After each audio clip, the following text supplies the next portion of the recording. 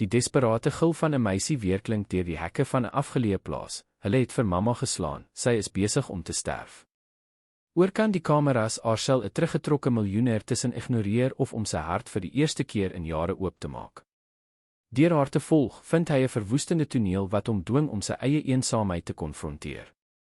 Wat hy daarna doen, red nie net 2 lewens nie, maar transformeer vir altyd die betekenis van liefde en verlossing. Die skroeiende son van die Limpopo bosveld het die imposante hoofkwartier van Plaas Horizonne getuister. Agter die moderne beton en glaswande het Dirk Steyn die beweging van die hommeltuie dopgehou wat oor sy eiendom gevlieg het, en elke sentimeter van die 5000 hektaar land wat met millimeter presisie bewerk is, gemonitor. Op 43-jarige ouderdom was hy die perfekte beeld van die suksesvolle Suid-Afrikaanse landboubesigheid, hoë tegnologieplaas, gerekenariseerde besproeiingsstelsels, gipsgeleide stroopers en 'n opgehoopte fortuin wat met elke oes gegroei het. Maar agter die breinoë wat nou produktiwiteitsgrafieke op verskeie skerms ondersoek het, het 'n doelbewus geïsoleerde man geskuil.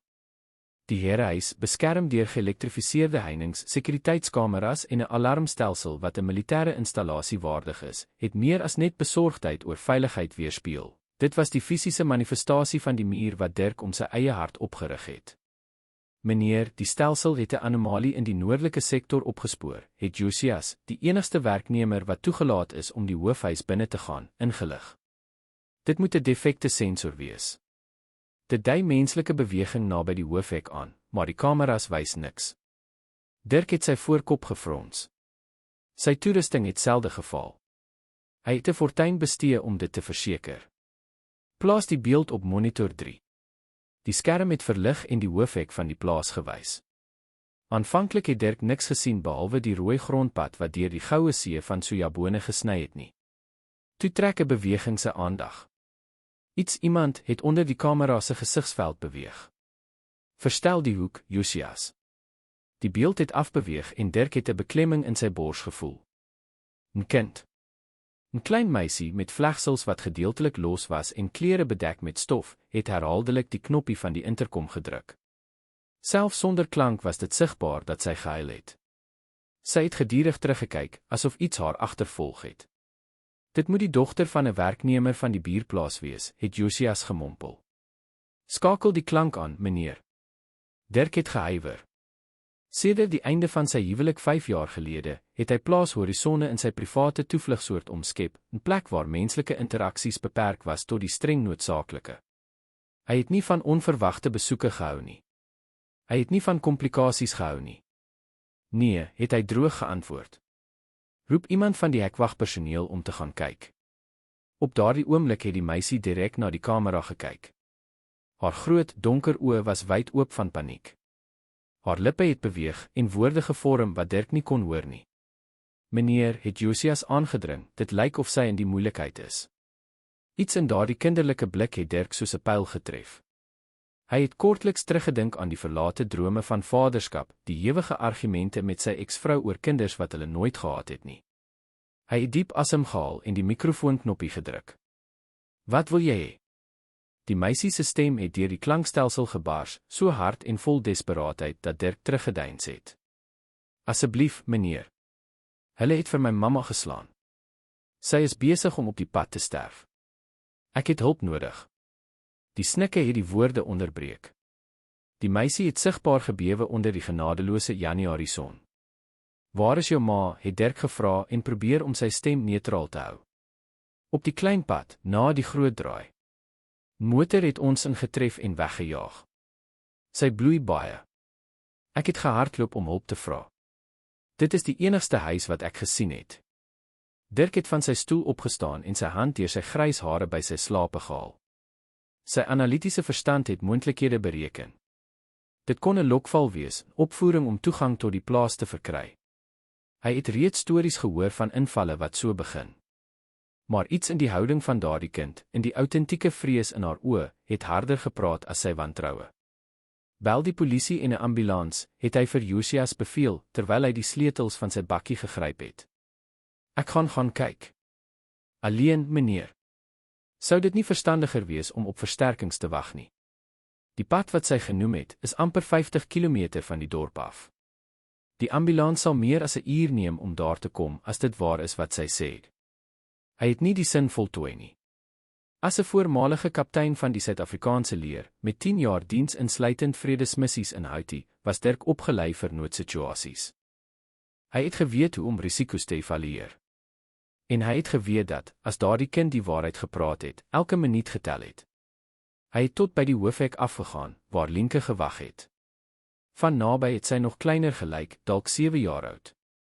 Haar oë, geswel van huil, het op hom gefokus met 'n mengsel van vrees en desperate hoop. "Wat is jou naam?" het hy gevra en neergekniel om op haar vlak te wees. "Lienke," het sy tussen snikke geantwoord. "Sal meneer my ma help?" "Ek sal probeer." "Klim in die bakkie en wys my waar sy is." Die meisie het nie gehuiwer nie. Sy het met die behendigheid van iemand wat gewoond is aan die plattelandse lewe in die voertuig geklim. Terwyl hy op die hoofpad gery het en Lienke se beweerige aanwysings gevolg het, het Dirk eelt op haar klein handjies opgemerk. Dit was nie die hande van 'n bedorwe stadskind nie. Daar, op daardie klein padjie, het Lienke gewys en amper van die sitplek afgespring. Na daardie draai.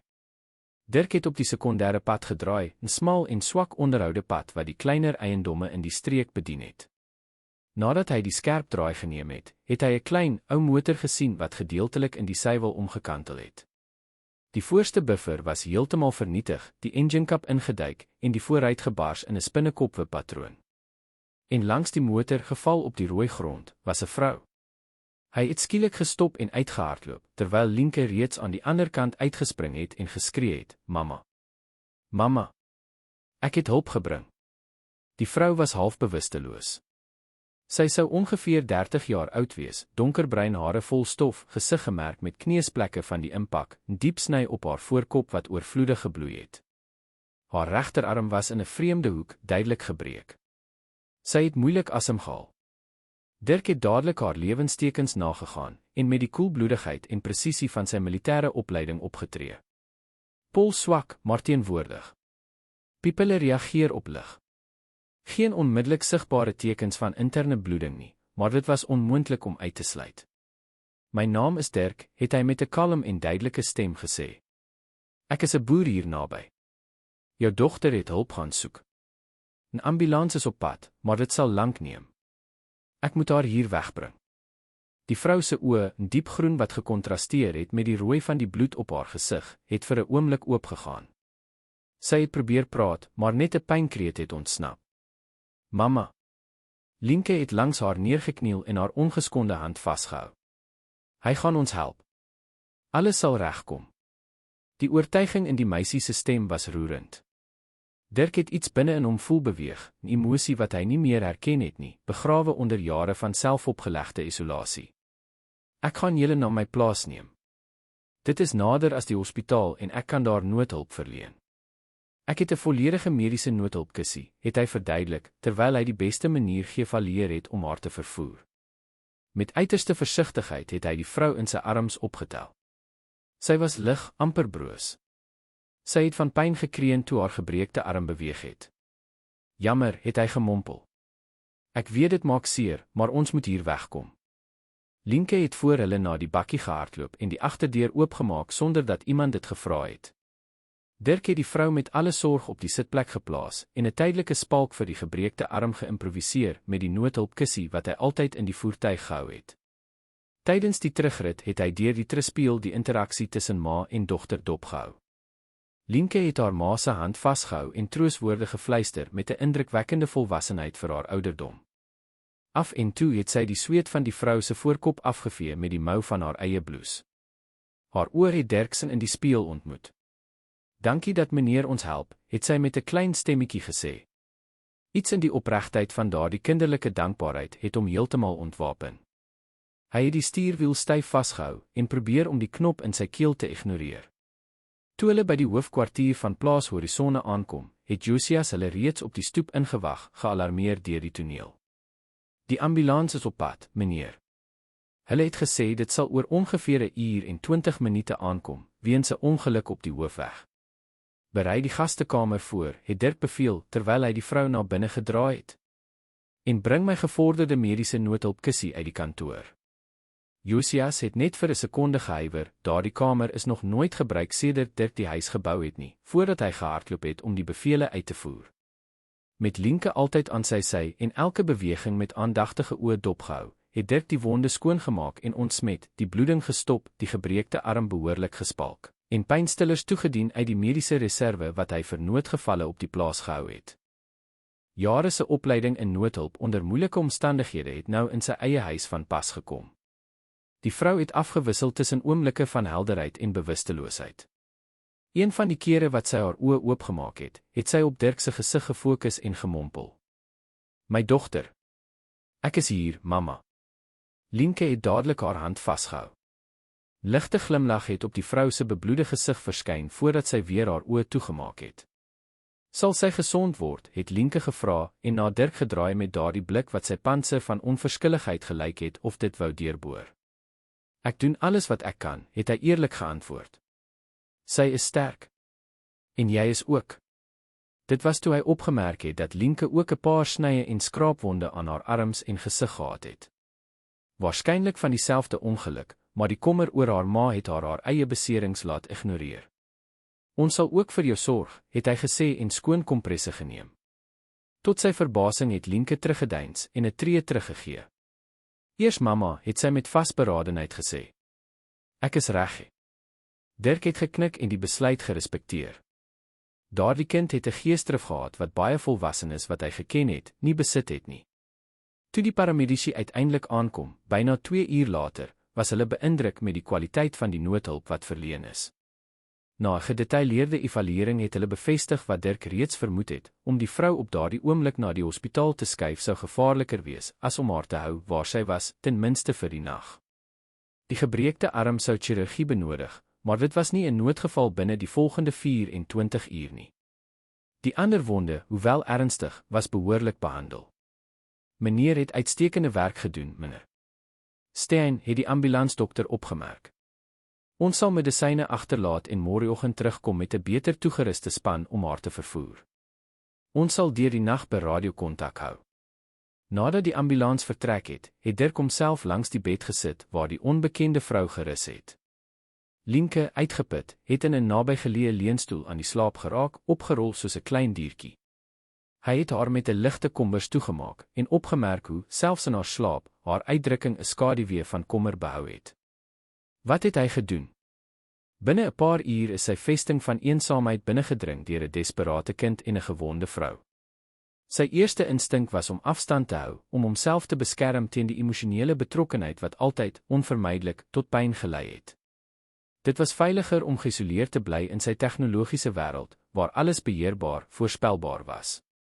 Maar toe hy na Lienke wat slaap en na die vrou se bleek gesig kyk, het Dirk geweet dat dit reeds te laat was.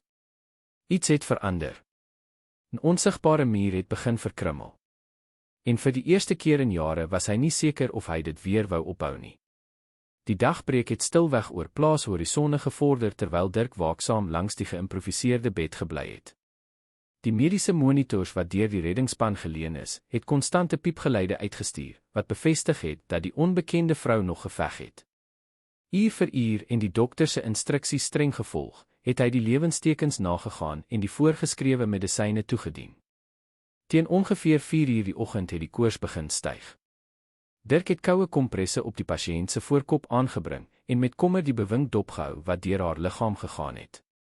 In oomblikke van koorsige delirium het sy onsamehangende woorde gemompel, soms Lienke geroep, ander kere iemand genaamd te gestaf. Kalm, het hy gefluister en die kompres vir 'n varser een geruil. Dit sal verbygaan. In die hoek van die kamer het Lienke verskrik wakker geword, asof sy haar eie naam in haar droom gehoor het. My ma, het sy met 'n hees stem van slaap gevra en dadelik van die leunstoel opgestaan. Sy het koors, het Dirk eerlik verduidelik, maar probeer om 'n gerusstellende toon te gebruik. Ek doen wat ek kan om dit te verlaag. Sonder om te huiwer, het die meisie die bed genader en haar ma se vrye hand tussen hare geneem. Dis ek, mamma. Lienke. Ek is hier by jou. Tot Dirk se verbasing het die vrou op die dogter se stem gelyk of sy reageer. Haar vingers het Lienke se hand liggies geknyp en haar asemhaling, voorheen onreëlmatig, het 'n kalmer ritme gevind. Sy ken jou stem, het hy beïndruk opgemerk. Hou aan praat. Lienke het geen verdere aanmoediging nodig gehad nie.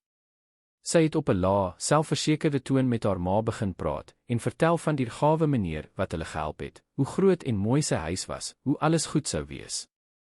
Dirk het effens teruggetrek en ruimte gelaat vir daardie verbinding tussen ma en dogter, maar naby genoeg gebly om die situasie te monitor. Wat is haar naam, het hy uiteindelik gevra en besef dat hy nie eens die naam geken het van die vrou wat sy gastekamer beset het nie. Carolina, het Lienke geantwoord en die naam uitgespreek asof dit iets kosbaars was. Carolina Miller. En julle woon hier naby. Op Geelhoutplaas, het die meisie gesê. Dit is so 20 minute hiervandaan, as jy die grondpad na die klein riviertjie volg.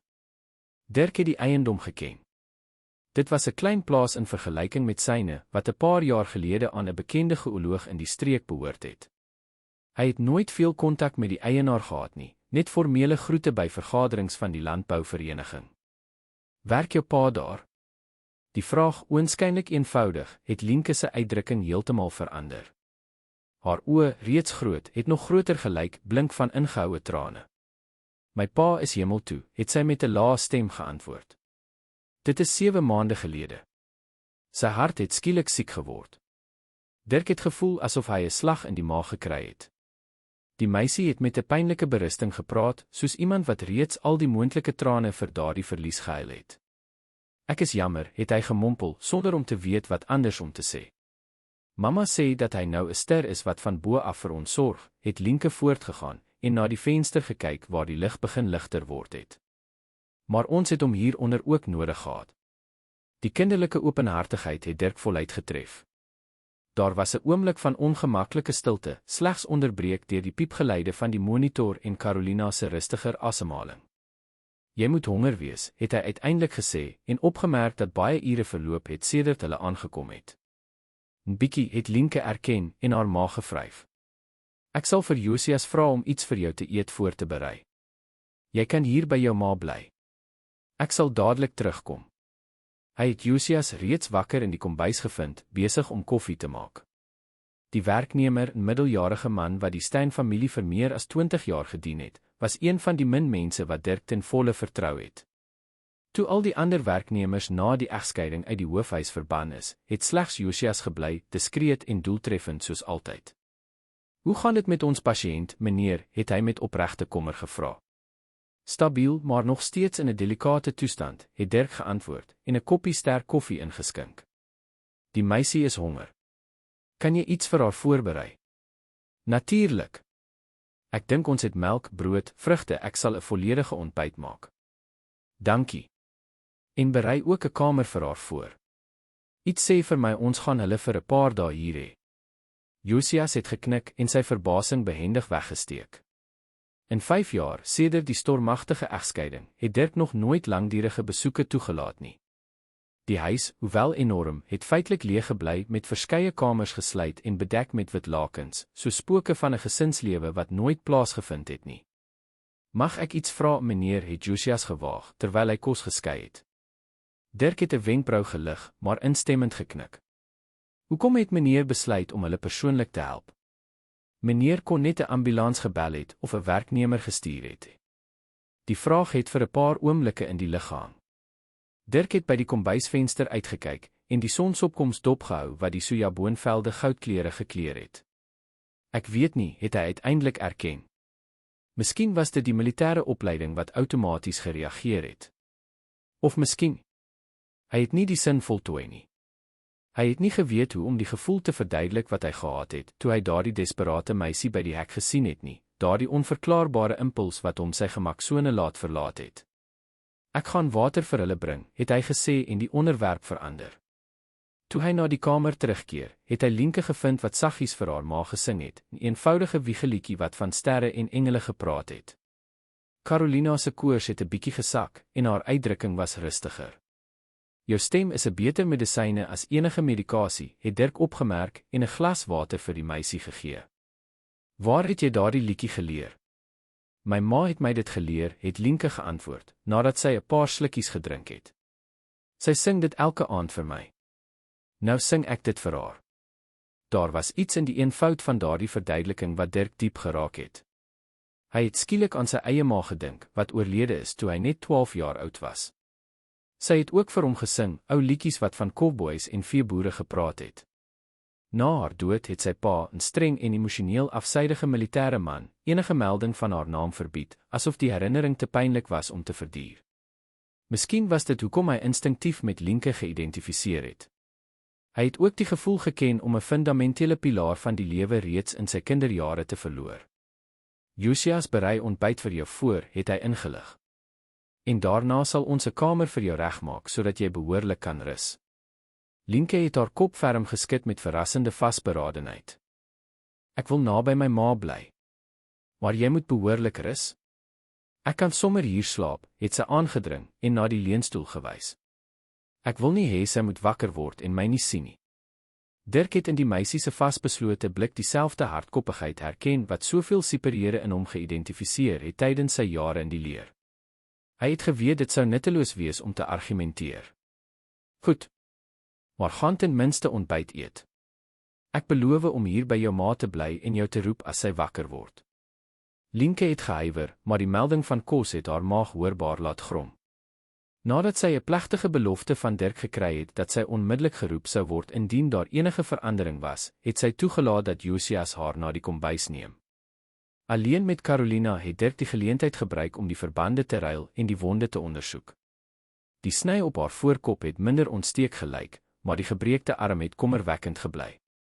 Dit sou inderdaad chirurgie benodig, en hoe gouer, hoe beter.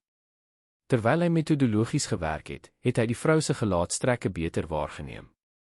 Ten spyte van die kneusplekke en skraapwonde, kon hy sien dat sy mooi was, met delikate trekke en 'n rustige uitdrukking selfs te midde van die pyn. Haar donkerbruin hare het haar gesig in deurmekaar krulle omraam, en daar was klein sproete oor haar neus versprei. Skielik het Carolina se oë oopgegaan. Smaraggroen, intens en waaksaam, het hulle direk op Dirksen gefokus, wat verras was deur die helderheid wat hy daar gevind het. Wie is jy, het sy met 'n jeesstem gevra en probeer om op te staan. Kalm asseblief, het hy gevra en haar saggies verhinder om te beweeg. My naam is Dirk Stein. Jou dogter, Lienke, het na my plaas gekom en hulp gevra na die ongeluk. Toe sy die dogter se naam hoor, het Carolina 'n bietjie gekalm, maar haar oë het wantrouig gebly. Lienke, waar is sy? Is sy reg? Sy is heeltemal reg, net 'n paar skraapwonde.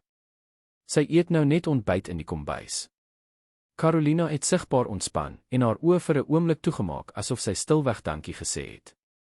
Die ongeluk, ek onthou 'n motor wat van die verkeerde kant afgekom het. Volgens jou dogter is julle getref deur 'n voertuig wat daarna weggejaag het. Ek het julle op die sekondêre pad gevind wat na die kleiner plase in die streek lei. Ek voel duiselig, het sy gemompel en haar vrye hand na haar kop gebring. Dis normaal. Jy het 'n harsingskudding opgedoen, het 'n diep sny op jou voorkop wat steke benodig het, en jou regterarm is gebreek. Ek het noodhulp verleen en die mediese span sal jou later kom haal om jou na die streekshospitaal te neem vir die armoperasie. Carolina het probeer om al daardie inligting te verwerk, die verwarring sigbaar op haar gesig. Hoekom het jy ons hierheen gebring in plaas daarvan om ons direk na die hospitaal te neem? Die naaste hospitaal is byna 2 uur hiervandaan. Jou toestand was te delikaat vir so 'n lang reis sonder behoorlike stabilisering. Ek het opleiding in gevorderde noodhulp en basiese toerusting hier. Dit was die veiligste opsie.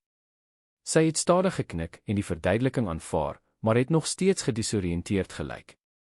Is jy 'n dokter? Nee. Ek is 'n boer. Maar ek het 10 jaar in die leer gedien en mediese noodhulpopleiding ontvang.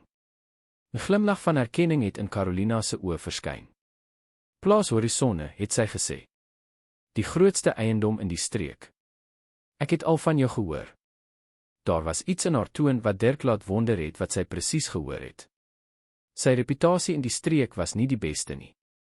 Na die egskeiding het hy bekend geword as 'n teruggetrokke en moeilike man wat eerder met masjiene as mense omgegaan het, wat selde sosiale geleenthede bygewoon het en baie min kontak met sy bure gehad het. Mamma. Lienke se stem het die oomblik onderbreek. Die meisie het na die bed gehardloop en Carolina versigtig omhels om nie die beseerde arm seer te maak nie. Die vrou se gesig het onmiddellik verander, verlig deur 'n glimlag wat gelyk het of dit die hele kamer verlig. My liefie. Is jy reg? Het jy jouself nie seer gemaak nie? Ek is reg, mamma. Die meneer het ook vir my gesorg. Sy huis is enorm. En hy het 'n pragtige tuin buite. En Josias maak heerlike warm sjokolade. Carolina het haar dogter se gesig met haar vrye hand gestreel en elke skraapwond en kneusplek met moederlike aandag ondersoek. Jy was baie dapper, het sy met 'n hees stem gesê. Ek weet nie wat sou gebeur het as jy nie hulp gesoek het nie. Ek het baie gehardloop, mamma. Ek het so hard gehardloop dat ek gedink het my hart sou bars. Toe het ek Dirk se plaas gesien en Dirk het Carolina onderbreek en na hom gedraai. Ek weet nie hoe om jou te bedank vir wat jy vir ons gedoen het nie. Daar was so opregte eerlikheid in daardie woorde dat Dirk ongemaklik gevoel het. Hy was nie gewoond daaraan om dankbaarheid te ontvang nie, veel minder om dit te verdien. Daar is geen rede vir dankie nie, het hy formeel geantwoord. Enigeen sou dieselfde gedoen het. Nee, nie so nie, het Carolina met verrassende fermheid teëgestaan. Veral nie vir ons onbekendes op 'n sekondêre pad nie. Jy het my lewe gered. Jy het ons familie gered. Voordat Dirk kon antwoord, het die huis se kommunikasiestelsel die aankoms van die mediese span aangekondig. Die ambulans het teruggekom om Carolina na die streekshospitaal te vervoer vir die armoperasie. Sal ek in die hospitaal moet bly, het sy gevra en Dirk het die kommer in haar stem opgemerk. Dit was nie vrees vir die operasie nie, maar iets meer. Waarskynlik vir 'n paar dae, ten minste, het hy bevestig. Jou arm benodig chirurgie en jy het 'n harsingsskudding opgedoen wat waarneming vereis.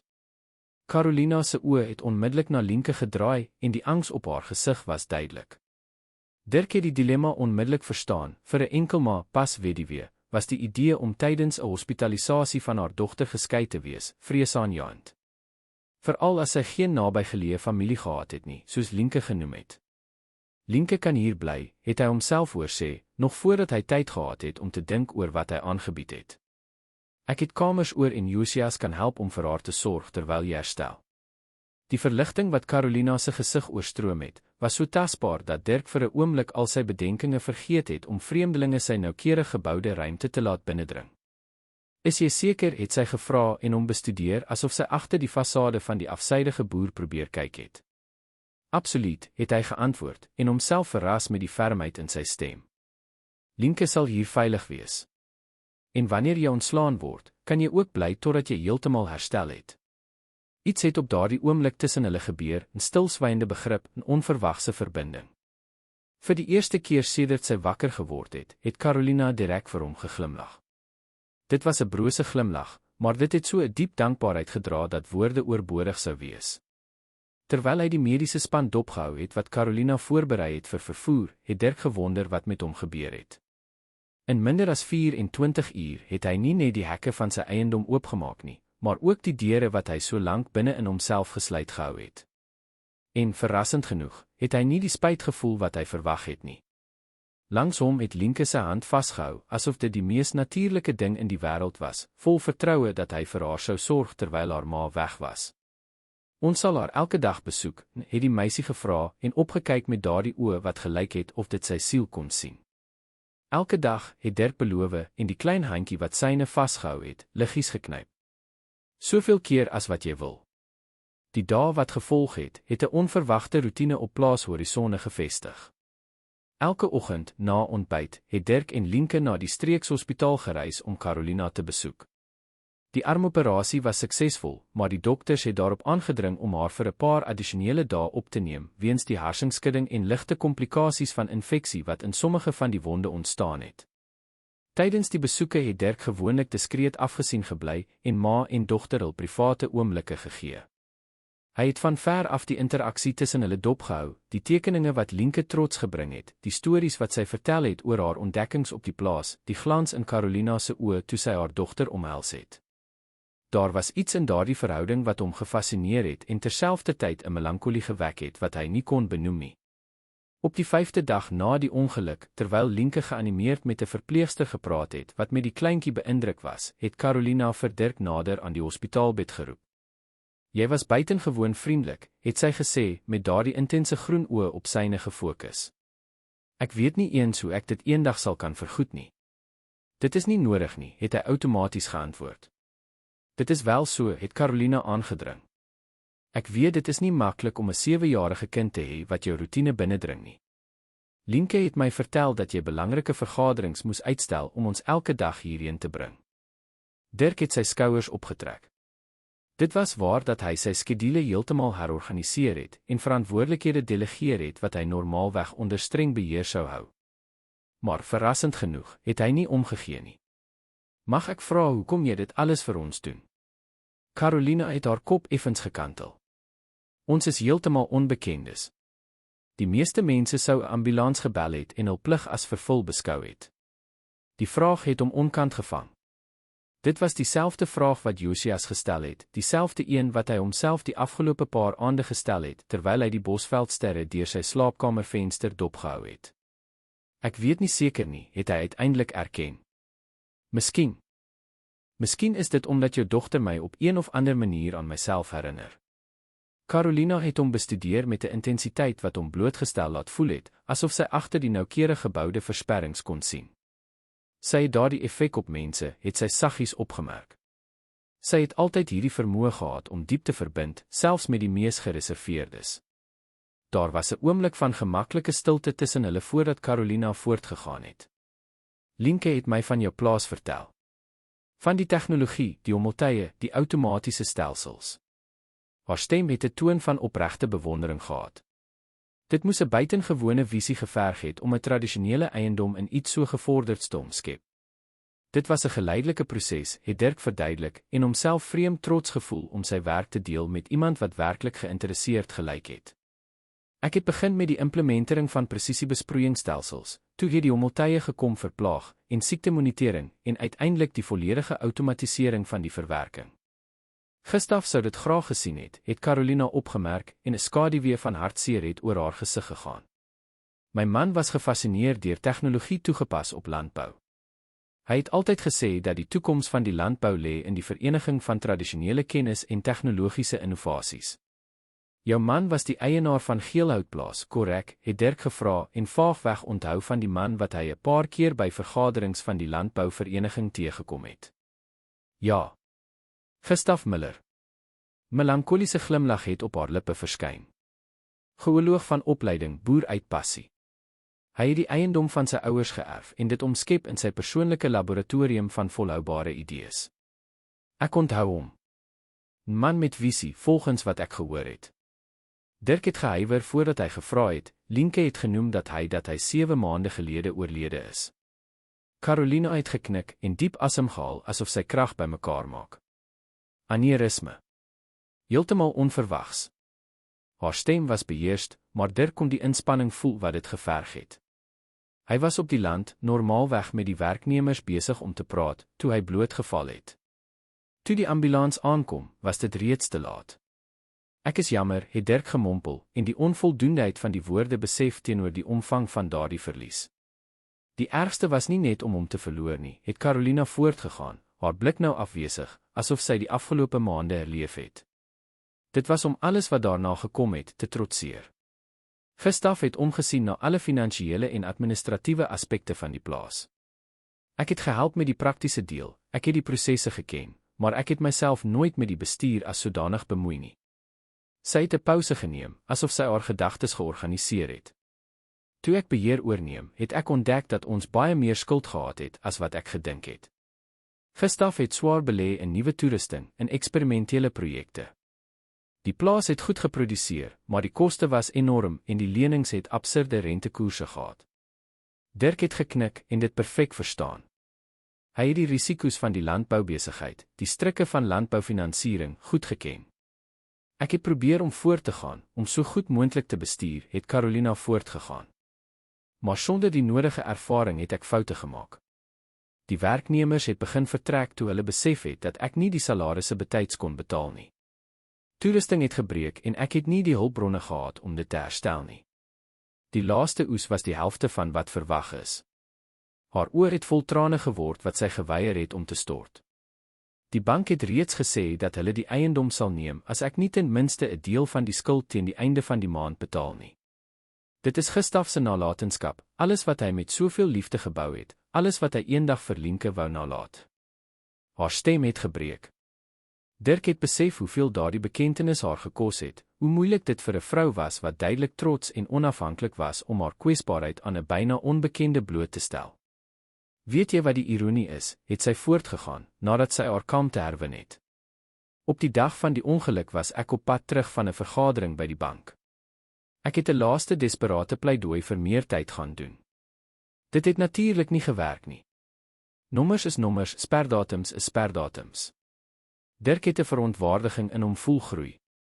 Hy het die banke in die streek goed geken, hy het geweet hoe meedoenloos hulle kon wees, veral met kleiner eienaars wat nie die bedingingsmag van groot korporasies gehad het nie. Wanneer jy ontslaan word, kan ek jou help om die situasie te evalueer, het hy aangebied en homself verras. Miskien is daar alternatiewe wat jy nie oorweeg het nie. Carolina het hom aangekyk met 'n mengsel van verrassing en wantroue. Hoekom? Hoekom sou jy jouself bemoei met die probleme van 'n onbekende? Die vraag was regverdig. Dirk kon verskeie diplomatieke antwoorde gegee het, maar het die rou waarheid gekies. Omdat ek weet wat dit is om iets belangriks te verloor. Omdat het hy gehuiwer en ongemaklik gevoel om sy eie gevoelens bloot te stel. Omdat ek die blik in jou dogter se oë gesien het toe sy van die plaas praat. Dit is dieselfde as wat sy gehad het toe sy van jou gepraat het.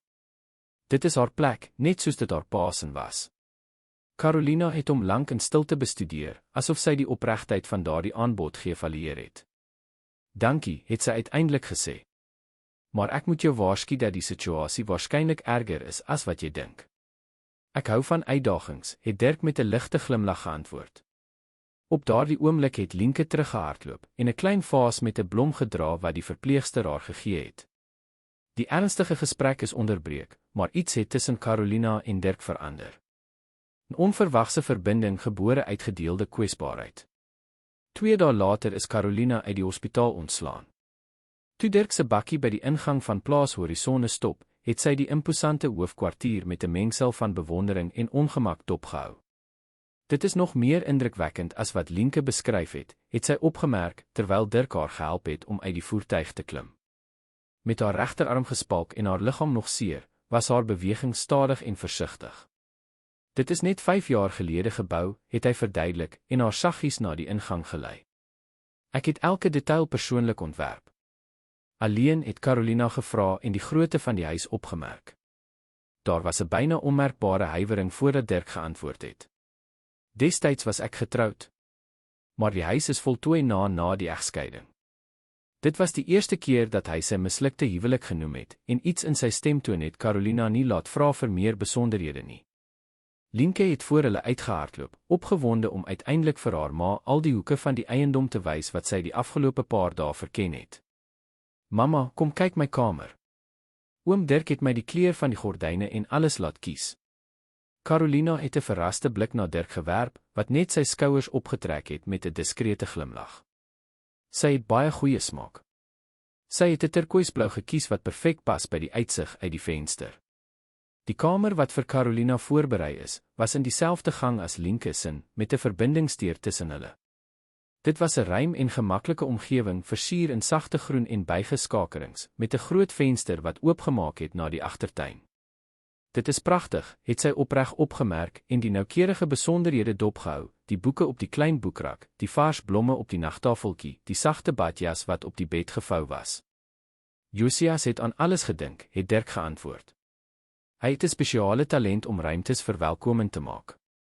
Maar Carolina het besef dat daar meer as net Josias se hand in daardie voorbereidings was. Daar was 'n persoonlike oorweging in die klein besonderhede, die tipe blomme, die keuse van boeke, die notaboek en die gekleurde penne wat Lienke genoem het sy graag gebruik het om te skryf. Dankie dat u ons so ontvang, het sy met 'n effensie stem gesê. Ek weet dit is nie maklik om vreemdelinge jou privaatheid te laat binnendring nie. Dirk het haar vir 'n oomblik dopgehou, asof hy sy antwoord noukeurig oorweeg het. Julle is nie vreemdelinge nie, het hy uiteindelik gesê.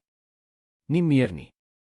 In die dae wat gevolg het, 'n merkwaardig harmonieuse roetine op Plaas Horizonne ontstaan. In die oggend het Lienke vir Josias vergesel met die voorbereiding van ontbyt, 'n taak wat sy met verrassende erns aangepak het. Dirk was gewoonlik reeds in die kantoor besig om sy werksdag te organiseer, maar het 'n punt daarvan gemaak om by hulle aan tafel aan te sluit, 'n gewoonte wat hy jare gelede laat vaar het en verkies het om vinnig te eet terwyl hy gewerk het. Carolina, nog steeds beperk deur haar herstellende beserings, het die oggende op die stoep of in die tuin deurgebring, soms gelees, ander kere bloot die uitgestrekte bosveldlandskap dopgehou. In die middag, wanneer sy meer energie gevoel het, het sy Dirk vergesel op kort wandelinge oor die eiendom en met opregte belangstelling geluister na sy verduidelikings oor die volhoubare produksiestelsels wat hy geïmplementeer het. Dit is indrukwekkend hoe jy die waterverbruik met byna 60% kon verminder, het sy tydens een van hierdie wandelinge opgemerk, terwyl sy die druppelsproeiingsstelsel dopgehou het.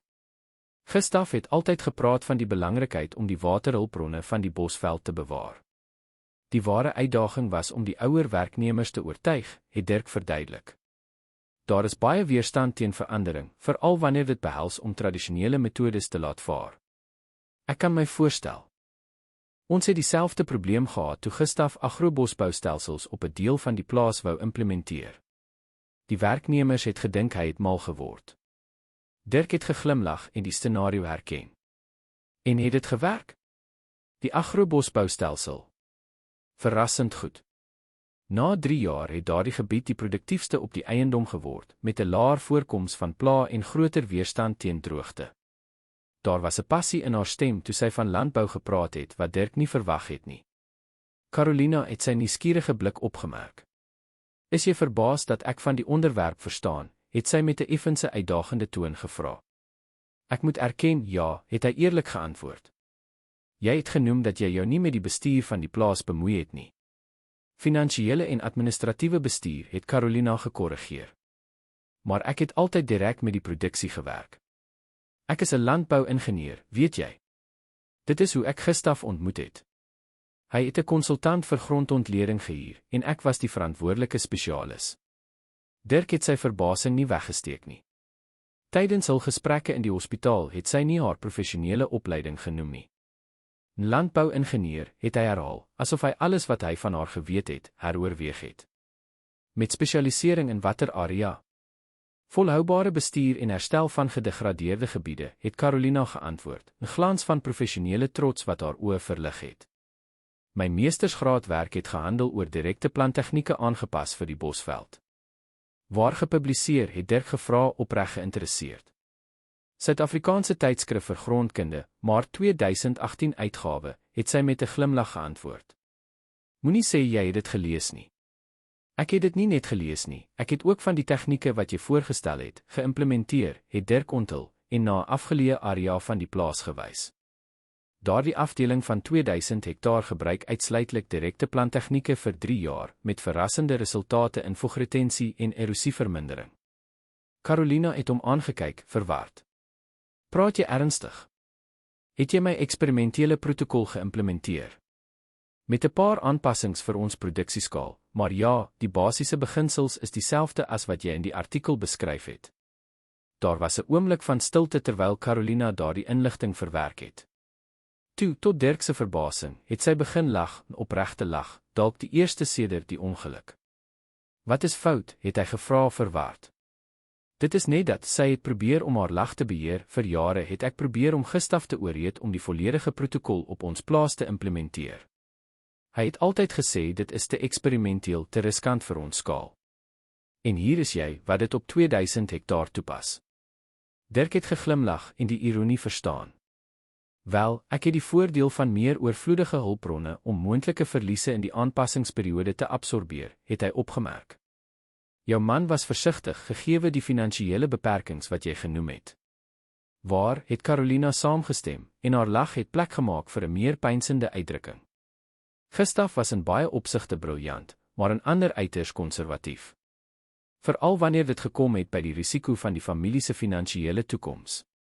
Hulle het vir 'n paar minute in stilte geloop en die son dopgehou wat oor die goue lande begin sak het. Daar was 'n gemaklike kameraadskap tussen hulle, gebore uit die wederwysige professionele respek wat hulle pas ontdek het. Weet jy, het Dirk uiteindelik gesê, as jy die data wil sien wat ons versamel het oor die implementering van jou protokol, kan ek dit môre vir jou wys. Ek het alles gedokumenteer van die aanvanklike voorbereiding tot die resultate van elke oes. Carolina se oë het met opregte belangstelling verlig. Ek sal dit graag wil sien. Dit sal ongelooflik wees om die praktiese toepassing op groot skaal te sien. Daardie aand, terwyl Carolina vir Lienke met haar bad gehelp het, 'n ingewikkelde taak met 'n gespalkte arm, het sy nagedink oor die vreemde wending wat haar lewe geneem het. 2 weke gelede was sy desperaat en het die werk van 'n leeftyd deur haar vingers sien glip, bevrees vir haar dogter se toekoms, en het sy haarself heeltemal alleen gevoel teen kragte wat veel groter was as sy. Nou, tydelik gehuisves in die huis van 'n man wat sy tot dan net van reputasie geken het sy iets gevoel wat sy lanklaas ervaar het, hoop. Nie net vir die aanbod van hulp met die plaas se finansiële probleme nie, maar vir die onverwagse verbinding wat ontstaan het, die ontdekking dat haar akademiese werk, wat sy as feitelik vergete beskou het, wel 'n verskil gemaak het. Mamma, het Lienke se stem haar gedagtes onderbreek, jy hou van oom Dirk? Die vraag het Carolina onkant gevang. Natuurlik hou ek van hom, my kind. Hy was buitengewoon vriendelik met ons. Nee, mamma, het Lienke aangedring met daardie skerp waarneming wat Carolina soms bang gemaak het. Ek bedoel, jy hou regtig van hom. Net soos jy van pappa gehou het. Carolina het haar gesig voel warm word. Lienke. Wat 'n idee is dit? Ons ken mekaar skaars. Maar jy glimlag anders as jy met hom praat, het die meisie met die ontwapenende eenvoud van kinders opgemerk. En hy glimlag ook meer as jy naby is. Voorheen het hy amper nie geglimlag nie. Josias het my dit vertel. Lienke, dinge is nie so eenvoudig nie, het Carolina verduidelik en probeer om die regte woorde te vind. Oom Dirk is net vriendelik omdat ons in 'n moeilike situasie is. Dit is nie net dit nie, het Lienke aangedring. Ek het gesien hoe hy na jou kyk wanneer jy nie kyk nie. Dit is dieselfde manier waarop pappa gekyk het. Carolina het nie geweet hoe om te antwoord nie. Sy kon nie ontken dat sy iets gevoel het nie, 'n verbinding, dalk 'n aantrekkingskrag, maar die idee om enige soort verhouding te begin, veral so kort na Gustav se verlies, het ondenkbaar gelyk, byna 'n verraad. Tyd om te slaap, my kind, het sy uiteindelik gesê en Lienke gehelp om aan te trek. Môre het ons baie om te doen. Later, alleen in haar kamer, het Carolina wakker gebly en na die plafon gekyk. Lienke se woorde het in haar gedagtes weerklink, saam met die herinnering aan Dirk se blik toe hy haar professionele opleiding ontdek het, nie net verras nie, maar opreg bewonderend. Sou dit moontlik wees dat, te midde van die chaos wat haar lewe geword het, iets onverwags goeds kon ontstaan? En indien wel, sou sy gereed wees om dit te aanvaar. Aan die ander kant van die huis, in sy kantoor, het Dirk ook wakker gebly en produksiedata hersien sonder om dit werklik te sien. Sy gedagtes was besig met die vrou wat 'n paar meter daarvandaan geslaap het, 'n vrou wat, verrassend genoeg, sy passie vir die aarde en innovasie gedeel het. 'n Vrou wat teëspoed met 'n waardigheid trotseer het wat hom beïndruk het. 'n Vrou wat, sonder dat hy besef het hoe of wanneer, begin het om, steen vir steen, die muur wat hy om sy hart gebou het, af te breek. Die volgende oggend het Dirk voor sonop wakker geword, 'n gewoonte wat hy in sy jare in die leer aangeleer het en nooit afgeleer het nie. Normaalweg het hy hierdie stil ure gebruik om die dag te beplan, verslae te hersien of bloot die sonsopkoms oor die lande van sy eiendom te bepeins. Daardie oggend was sy gedagtes egter onrustig, vol moontlikhede wat hy 'n paar weke gelede nie eens sou oorweeg het nie. Hy het vinnig aangetrek en vir 'n wandeling langs die omtrek van die hoofkwartier gegaan, in die hoop dat die vars lig sy gedagtes sou opklaar. Die lig het begin rooskleurig en goudkleurig word toe hy 'n eensame figuur op die tuinbank sien sit het. Carolina, ook wakker, het die horison met 'n pynsende uitdrukking dopgehou. Sy eerste impuls was om diskreet terug te trek en die private oomblik te respekteer. Maar sy het haar kop gedraai en hom opgemerk. Met 'n klein glimlag het sy hom genooi om by haar aan te sluit. Vroeë voel, het Dirk gevra en op 'n respekvolle afstand op die bank gaan sit. Ek was nog altyd, het Carolina geantwoord, en weer na die horison gekyk. Op die plaas het ek gewoonlik voor almal wakker geword om 'n paar oomblikke vir myself te hê, voordat die dag met al sy eise begin het. Dirk het geknik en dit perfek verstaan. Hoe voel jy vandag, het hy gevra en opgemerk dat sy die gespalkte arm met 'n bietjie meer behendigheid beweeg het. Beter. Die pynstillerswerk en die fisioterapie wat Dr. Pretorius aanbeveel het, lyk of dit help met die styfheid. Hulle het vir 'n paar minute in stilte gebly en net die skouspel van die dagbreek geniet. Daar was 'n rustigheid in daardie gedeelde oomblik wat Dirk lanklaas ervaar het. Dirk, het Carolina uiteindelik gesê, ons moet oor ons volgende stappe praat. Hy het geknik en die erns in haar stem gevoel. Ons is nou al amper 2 weke hier. Jou vrygewigheid was buitengewoon, maar ons kan nie onbepaald van jou gasvryheid misbruik maak nie. Julle maak van niks misbruik nie, het hy geprotesteer. Trouwens, julle teenwoordigheid was, het hy gehuiwer en na die regte woorde gesoek, was 'n asem van lewe in hierdie huis wat te groot is. Carolina het hom vir 'n oomblik bestudeer, asof sy die opregtheid van daardie woorde geëvalueer het. Nietemin, ons moet aan meer permanente oplossings dink. Die bank sal nie vir ewig wag nie, en as ons die plaas verloor. Haar stem het effens gebreek. Dirk het besef hoeveel daardie moontlikheid haar verskrik het, nie net vir die materiële verlies nie, maar vir alles wat die eiendom verteenwoordig het, Gustaf se nalatenskap, Lienke se toekoms, die stabiliteit wat sy probeer bewaar het. Ek het genoem dat ek kan help om die situasie te evalueer, het Dirk haar herinner. Die aanbod staan nog steeds. Trouwens, as jy gemaklik voel, kan ons vandag na Geelhoutplaas gaan. Ek wil die eiendom persoonlik sien en beter verstaan waarmee ons te doen het. Carolina het hom aangekyk met 'n uitdrukking wat moeilik was om te ontsyfer. Hoekom doen jy dit, Dirk? Hoekom gee jy soveel om vir die probleme van 'n familie wat jy skaars ken? Die vraag het tussen hulle gehang, vol kwesbaarheid. Dirk kon 'n generiese, diplomatiek antwoord gegee het, maar iets op daardie oomblik, dalk die sagte lig van die dagbreek, dalk die eerlikheid in Carolina se oë, het die waarheid vereis. Vir jare het ek geïsoleerd op hierdie eiendom gewoon. Ek het doeltreffende stelsels, gevorderde tegnologieë geskep, meer geld opgehoop as wat ek in verskeie lewens kon spandeer. Hy het 'n pouse geneem en gedagtes georganiseer wat hy nog nooit hardop uitgespreek het nie. Maar elke dag was dieselfde as die vorige. Elke professionele prestasie het leer as die vorige gelyk. Ek het myself oortuig dat dit genoeg was, dat ek niks meer of niemand nodig gehad het nie. Hy het direk in Carolina se oë gekyk. En toe het Lienke by my ek verskyn. En jy was daar besig om te veg om te oorleef. En iets, sy stem het effens gebreek, iets het verander. Asof ek uit 'n lang slaap wakker geword het. Carolina het sy woorde in stilte opgeneem, haar oë effens trane. Dus het hy voortgegaan en sy kalmte herwin om jou vraag te beantwoord. Ek doen dit omdat ek vir die eerste keer in baie jare voel dat ek iets doen wat werklik saak maak. Iets wat nie net oor syfers op 'n sigblad of rekordoes te gaan nie. Die son het uiteindelik heeltemal oor die horison verskyn en hulle in goue lig gebaai. Carolina het haar vrye hand uitgesteek en Dirk se liggies aangeraak. Dankie vir die eerlikheid, het sy eenvoudig gesê. En ja, ek sal baie graag wil hê dat jy vandag ons plaas kom besoek.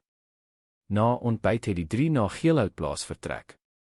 Lienke was veral opgewonde en het onophoudelik tydens die hele rit gepraat oor die diere, die vrugtebome, die stroompie waar sy op warmdae gespeel het. Jy sal sien, oom Dirk. Ons plaas is nie so groot soos joune nie, maar dit is die mooiste plek in die wêreld. Carolina het haar dogter met 'n melankoliese glimlag dopgehou. Lienke se entoesiasme het die moontlikheid om daardie plek te verloor nog pynliker gemaak. Toe hulle uiteindelik aankom, het Dirk hul gehegtheid aan die eiendom verstaan.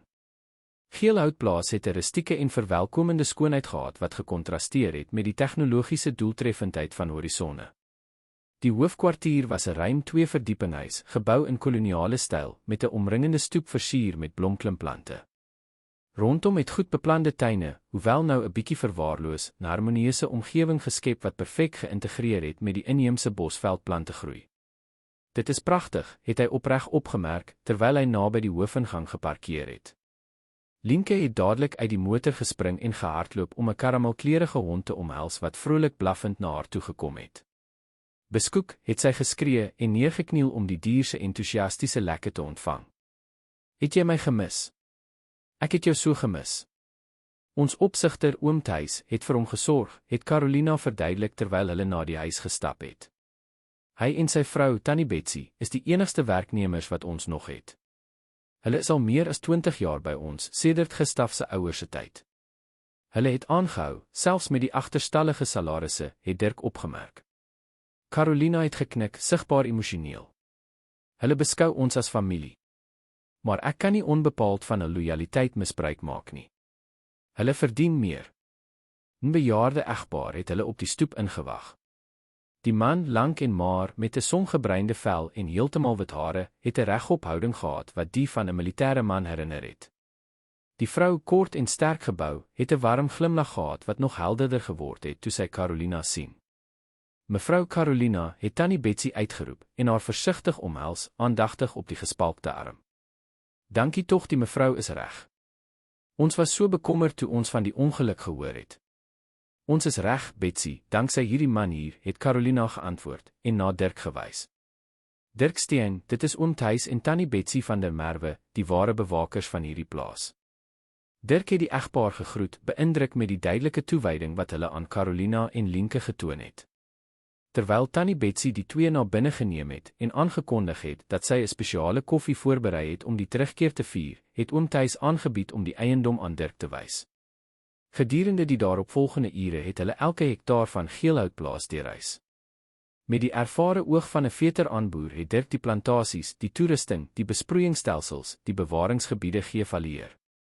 Oom Thys, aanvanklik gereserveerd, het losser geword toe hy Dirk se opregte belangstelling opgemerk het en met trots die volhoubare tegnieke verduidelik wat Gustaf geïmplementeer het, en met kommer die probleme wat hulle sedert sy vertrek ondervind het. Die oorlede baas was 'n man voor sy tyd, het die opsigter opgemerk terwyl hulle deur 'n gebied geloop het waar tradisionele gewasse afgewissel is met inheemse bosveldspesies.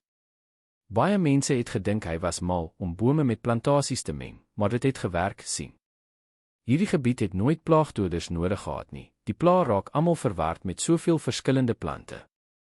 Dirk het geglimlag en die logika van die agrobosboustelsel wat Carolina genoem het, herken.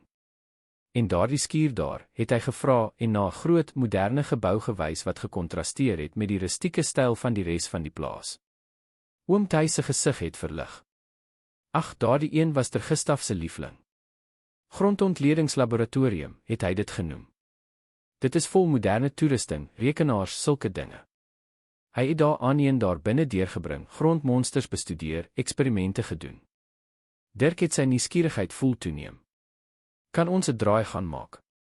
Die laboratorium was onberispelik georganiseer, ten spyte van die tyd sonder gebruik.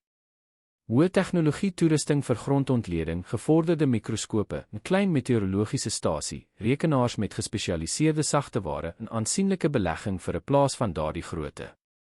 Mevrou Carolina kom selde hier, het oom Thys met 'n lae stem opgemerk, asof hy 'n geheim deel. Ek dink dit bring te veel herinneringe van die baas terug. Dirk het geknik en verstaan. Hy het aandagtig na sommige van die navorsing gekyk wat nog oop was op die rekenaarskerms, studies oor die mineraalsamestelling van spesifieke bosveldgronde, impakanalises van verskillende verbouingstegnieke, die ontwikkeling van natuurlike bemestingstowwe aangepas by plaaslike toestande. Pionierswerk potensieel waardevol. Au retornarum para achasa principal, encontraram Carolina e Juliana Faranda, apreciando o café de Dona Zulmira. Havia mais cornorosto de Carolina agora, como se simplesmente estar de volta a si el artifice renovado suas energias. Hoe was die uitstappie, het sy gevra en 'n stoel vir Dirk aangedui. Indrukwekkend, het hy eerlik geantwoord. Jou man het werklik 'n buitengewone visie vir volhoubare landbou gehad. Hy het Carolina met 'n hartseer glimlag saamgestem. Hierdie plek was sy lewende laboratorium. Elke hektaar het 'n doel, elke eksperiment is noukeurig beplan. Lienke het in die tuin met beskoek gespeel, hardloop en lag sonder kommer. Om haar so gelukkig in daardie omgewing te sien, het die belangrikheid daarvan om daardie plek te bewaar, nog duideliker vir Dirk gemaak. Ek het die laboratorium gesien, het hy terloops opgemerk. Eerste klas toerusting. Carolina het geknik, 'n glans van trots wat in haar oë verskyn het. Gustaf het nie gespaar wanneer dit by navorsing gekom het nie.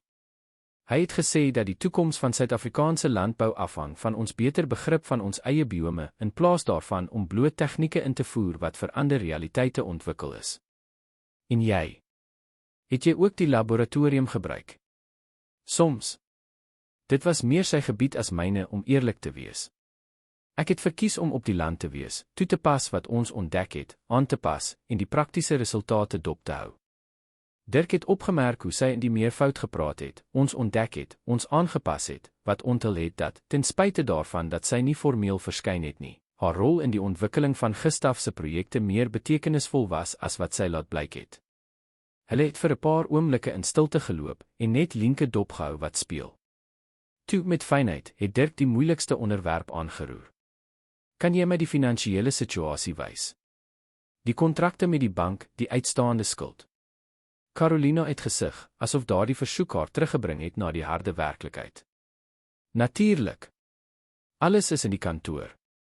Gustav se kantoor was 'n kniskamer vol boeke met 'n groot soliede houttafel waarop leers, dokumente en 'n ou rekenaar opgehoop was. Carolina het verskeie laaie oopgemaak en kontrakte, bankstate, invorderingskennisgewings bymekaar gemaak. Dit is erger as wat dit aanvanklik lyk, het sy verduidelik terwyl Dirk die dokumente ondersoek het. Die hoofskuld is nie so groot nie, maar die opgehoopte rente is astronomies. En daar is strafklousules vir agterstallige betalings wat die oorspronklike bedrag feitelik verdubbel het. Dirk het hom in die analise verdiep, berekeninge gemaak, patrone geïdentifiseer en die kontrakklousules met 'n ervare oog ondersoek. 'n Uur later het hy 'n duidelike beeld van die situasie gehad. Die bank pas buitensporige tariewe toe, het hy afgesluit en na een van die kontrakte gewys.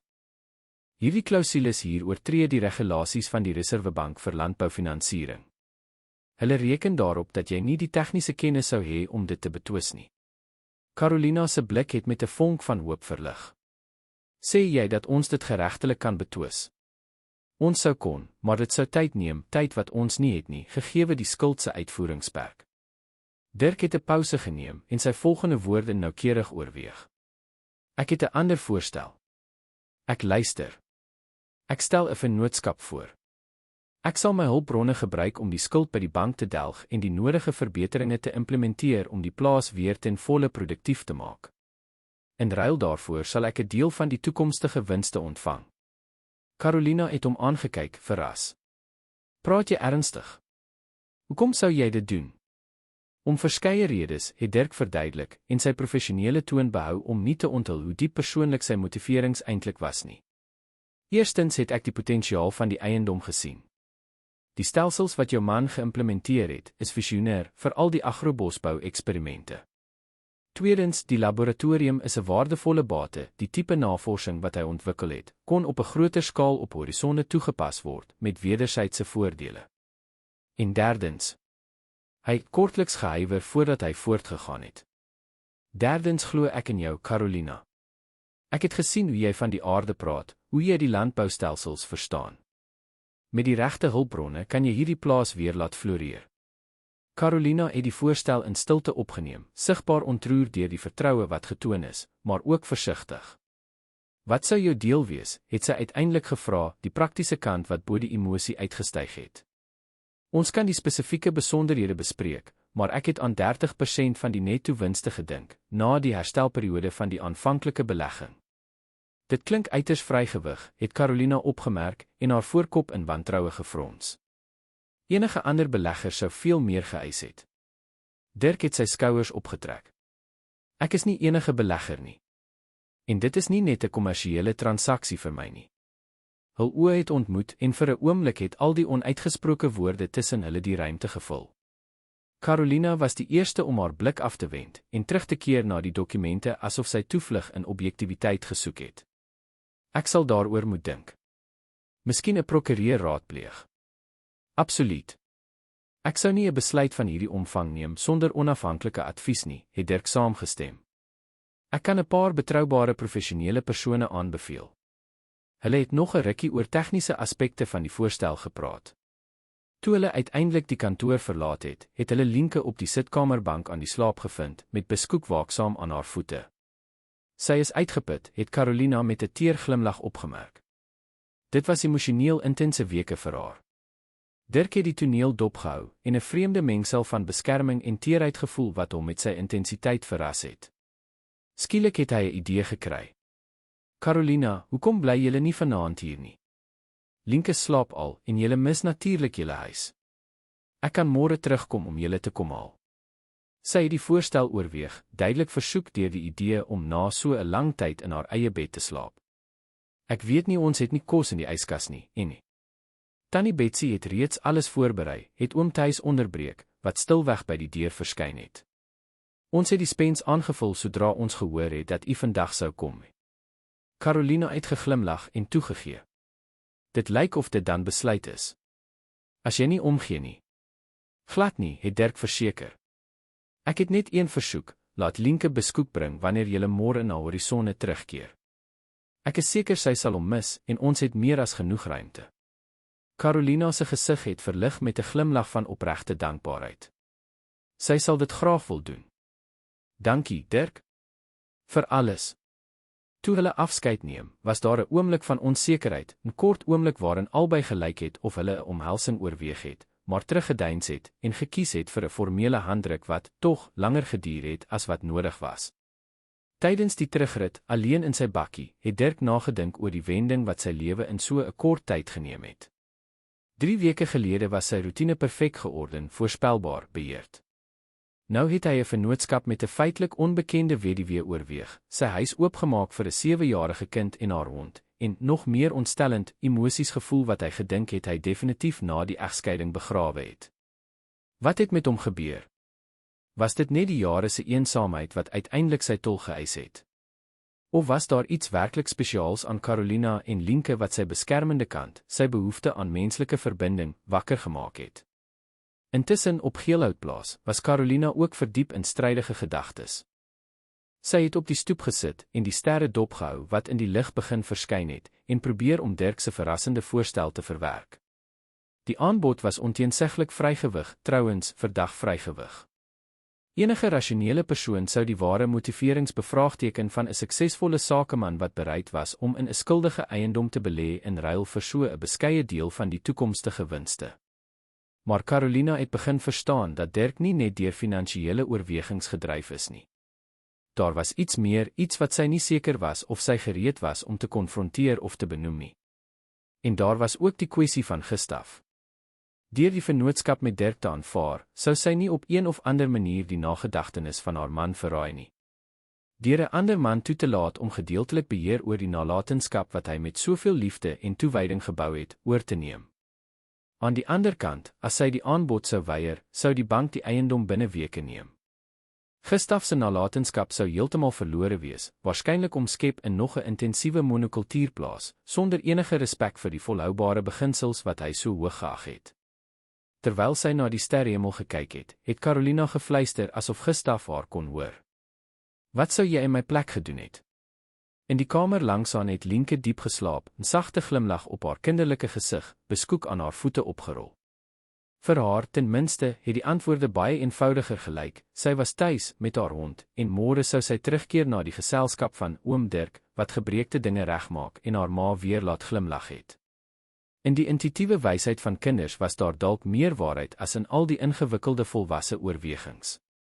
3 dae later was Carolina en Lienke terug op plaas Horizonne, nou vergesel deur Beskoek, wat vinnig by die nuwe omgewing aangepas het, tot groot vreugde van die kleintjie. Dirk het 'n spesiale plek vir die hond in die agtertuin voorberei, met 'n gemaklike hondehuis en 'n ruimomheining waar hy vrylik kon rondhardloop wanneer hy nie vir Lienke op haar verkenningstogte oor die eiendom vergesel het nie. Ek dink hy hou daarvan, het Dirk opgemerk, terwyl hy die dier nuuskierig elke hoek van sy nuwe gebied sien sniffel het en sy stert energiek geswaai het. Beskoek pas maklik aan, het Carolina geantwoord. Daarin is hy soos Lienke. Albei het die meisie dopgehou wat deur die tuin gehardloop het en die hond geroep het om te speel, haar kristalhelder lag wat in die middaglig weerklink het. Ek het 'n besluit geneem, het Carolina aangekondig, na 'n oomblik van pynsende stilte. Oor jou voorstel. Dirk het omgedraai om haar aan te kyk en probeer om nie die angs wat hy gevoel het te wys nie. En wat was dit? Ek wil dit aanvaar. Maar met 'n paar voorwaardes. Ek luister, het hy geantwoord, en sy uitdrukking neutraal gehou ten spyte van die golf van verligting wat hom oorweldig het. Eerstens wil ek hê dat die kontrak duidelik spesifiseer dat die eiendom wettiglik aan Lienke behoort, as Gustaf se erfgenaam. Jou deelname sou slegs in die operasionele winste wees, nie in die grond self nie. Dirk het geknik. Perfek redelik. Tweedens, ek wil volle beheer behou oor besluite rakende die agrobosbou-eksperimente en die volhoubaarheidsnavorsing wat Gustaf begin het. Dit is persoonlike projekte wat verder gaan as die kommersiële aspek. Natuurlik. Trouwens, ek sou graag wou hê dat jy daardie projekte uitbrei, indien moontlik. Carolina het effens verras gelyk deur die antwoord, maar het voortgegaan. Derdens, ek wil graag hê dat ons 'n klousule oorweeg oor die moontlikheid dat ek jou deelname in die toekoms kan terugkoop, wanneer die plaas finansiëel gestabiliseer is. Dit het Dirk se wenkbroue laat lig. Is jy bekommerd dat ek uiteindelik volle beheer sal probeer oorneem? Die openhartigheid van die vraag het Carolina vir 'n oomblik haar blik laat afwend. Dit is nie presies dit nie. Dit is meer 'n kwessie van onafhanklikheid. Om te weet dat ek eendag Gustav se nalatenskap weer heeltemal alleen sal kan bestuur. Dirk het haar profiel vir 'n oomblik bestudeer en haar vasberadenheid en eerlikheid bewonder. Ek verstaan en respekteer dit. Ons kan 'n klousule insluit wat 'n regverdige waardasiemeganisme vir toekomstige terugkoop vasstel. Carolina het uiteindelik ontspan en die asem uitgeblaas wat sy nie besef het sy inhou nie. Dankie vir jou begrip. Ek het ook 'n voorwaarde, het Dirk bygevoeg en haar verras. Watter een? Ek wil hê dat jy ook van jou navorsingsprojekte op horisonne oorweeg. Spesifiek, ek wil graag die toepassing van die volhoubare bestuursbeginsels wat jy tydens jou meestersgraad ontwikkel het, uitbrei na ander areas van my plaas. Carolina het hom aangekyk, opreg verras. Praat jy ernstig? Dit sou beduidende veranderinge in jou huidige produksiemetodes behels. Ek praat baie ernstig. Ek bewonder jou werk, Carolina. En ek glo dat dit die toekoms van landbou in die Bosveld kan wees. Daar was 'n oomblik van stilte terwyl sy daardie onverwagse voorstel verwerk het. Hoekom is dit 'n voorwaarde, het sy uiteindelik gevra. Dit lyk meer soos 'n voordeel vir my as vir jou. Dirk het effens geglimlag. Kom ons sê ek het 'n persoonlike belang daarin om jou teorieë op groot skaal toegepas te sien. En ook, het hy kortliks gehuiwer, ook beteken dit dat ons gereeld saam sal moet werk, selfs nadat jy definitief na Geelhoutplaas teruggekeer het. Die onderliggende betekenis van daardie woorde het tussen hulle gehang soos 'n onuitgesproke bekentenis. Carolina het haar gesig effens voel warm word. Ek dink ons kan tot 'n ooreenkoms kom, het sy uiteindelik gesê en haar hand uitgesteek. Vennote dan. Vennote, het Dirk bevestig en haar hand geskud. Die kontak, hoewel kort en formeel, het 'n stroom energie tussen hulle gestuur wat nie een van hulle heeltemal kon ignoreer nie. Die daaropvolgende dae was gevul met vergaderings met prokureurs, rekenmeesters en bankverteenwoordigers. Carolina was beïndruk met Dirk se doeltreffendheid om kwessies op te los wat vir haar onoorkomelik gelyk het. Sy reputasie en invloed het deure oopgemaak en sy ervaring in komplekse onderhandelinge het oënskynlik onbetaalbare skulde vinnig in redelike ooreenkomste omskep. In net 1 week het die spook van bankuitvoering verdwyn. Geelhoutplaas was veilig en 'n gedetailleerde herstel- en ontwikkelingsplan was reeds aan die gang. Die eerste nuwe toerusting het begin aankom, werknemers is weer aangestel en 'n gespesialiseerde span het begin met die herstel van die mees gedegradeerde gebiede van die eiendom. Gedurende hierdie tyd het Dirk 'n transformasie in Carolina opgemerk. Die konstante skaduwee van kommer op haar gesig is geleidelik vervang deur 'n hernuide energie en selfvertroue wat hy vermoed het altyd daar was, net verberg deur die probleme wat sy ondervind het. Sy het ure lank oor plaaskaarte gebuig, berekeninge gemaak, projekte ontwikkel. Soms, wanneer 'n besonder opwindende idee ontstaan het, het sy Dirk dadelik gesoek, haar oë blink van entoesiasme en volhoubare bestuurskonsepte met 'n aansteeklike passie verduidelik. Ons moet die agrobosboustelsel na die noordoostelike gebied uitbrei, het sy by een van hierdie geleenthede verklaar en kaarte oor Dirk se kantoortafel versprei. Dit is die mees gedegradeerde streek, maar het ongelooflike potensiaal as ons die versnelde opvolgmodel wat ons in die suidelike sektor toets, implementeer. Dirk het haar met 'n diskrete glimlag dopgehou, bekoor deur haar opgewondenheid. Wat is fout, het sy gevra en sy blik opgemerk. Niks. Ek geniet dit net om jou so te sien in beheer. Carolina het effens gebloos, maar het haar professionele fokus behou. Wel, jy sal nog meer daarvan hou as ons die resultate sien. As my projeksies korrek is, sal ons binne 3 jaar 40% hoër produktiwiteit hê met 50% minder chemiese insette. Impressionant, het Dirk opreg opgemerk. Het jy dit al oorweeg om hierdie resultate te publiseer wanneer ons konkrete data het? Dit kan baie produsente beïnvloed om meer volhoubare praktyke aan te neem. Carolina het verras gelyk deur die voorstel. Ek het nie daaraan gedink nie. My akademiese loopbaan het in die agtergrond geraak nadat ek met Gustav getroud is. Dit sou 'n vermorsing wees om daardie kennis slegs tot ons plase te beperk, het Dirk aangevoer. Jy het die potensiaal om die hele streek te beïnvloed. Iets in die manier waarop hy gepraat het, die opregte bewondering, die geloof in haar vermoëns, het Carolina diep geraak. Vir jare het haar werk in die skaduwee van Gustav bestaan, nie as gevolg van enige doelbewuste houding van hom nie, maar as gevolg van die dinamika wat natuurlik tussen hulle ontstaan het.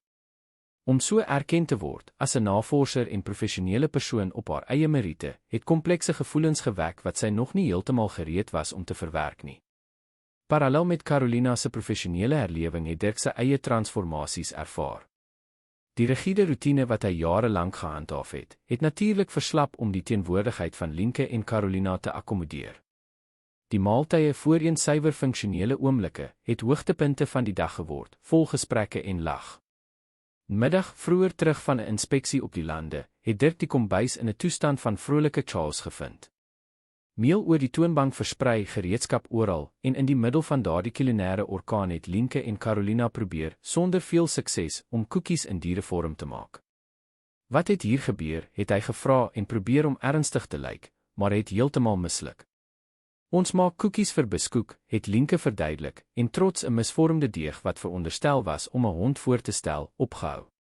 Maar hulle lyk nie baie soos honde nie. Ek sien dit, het Dirk opgemerk, en nader gekom om die skepings te ondersoek. Miskien omdat julle 'n verkeerde tegniek gebruik. Ag, is dit so, het Carolina uitgedaag, 'n meelvlek op haar gesig wat dit vir Dirk moeilik gemaak het om sy kalmte te bewaar. En die groot tegnologiese boer ken die korrekte tegniek om hondekoekies te maak. Trouwens, ja, het hy met valse arrogansie geantwoord. Kyk en leer. Tot hul verbasing het Dirk sy moue opgerol en met byna militêre erns in die taak geduik.